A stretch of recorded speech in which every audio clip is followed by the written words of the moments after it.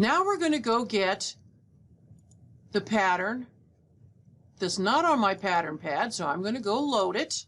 I'm looking for a Fizz AQ, search AQ buzzing bees, edge to edge.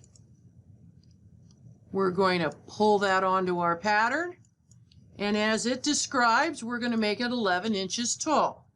Had to be in transform to do that, but now it's 11 inches tall. At this point, it also tells you to make this 2.5, which we kind of jumped the gun on.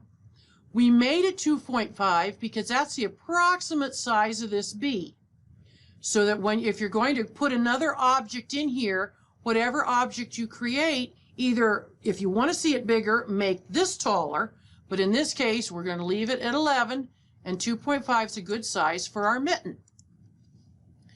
Just to give you a heads up, what we're going to end up doing is deleting these bees out of this edge-to-edge frame here and putting the mitten in instead.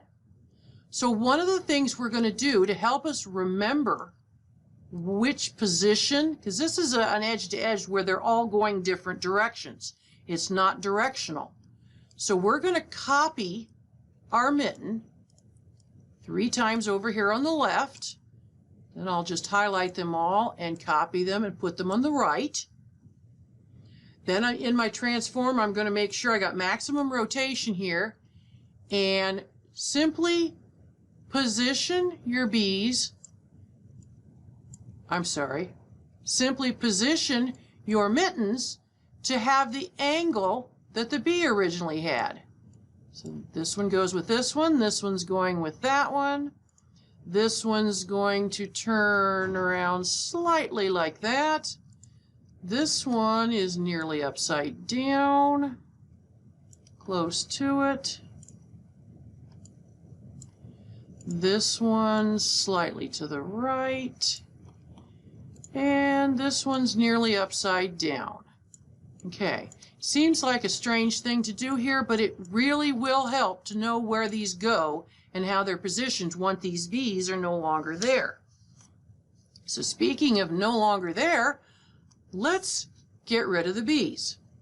To get rid of the bees, we're going to have to disconnect them from their connecting lines. The connecting lines are these lines that are loops and swirls and curls that connect the objects together. So we're going to go to split, going to scroll in here nicely on a bee, click an area right before the bee's behind, I guess you'd say,